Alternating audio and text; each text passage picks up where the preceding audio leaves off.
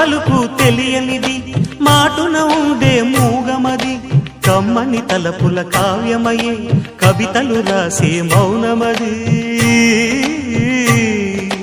రాగల రోజుల ఊహలకి స్వాగతమిచ్చే రాగమది శృతిలయలరగని ఊపిరికి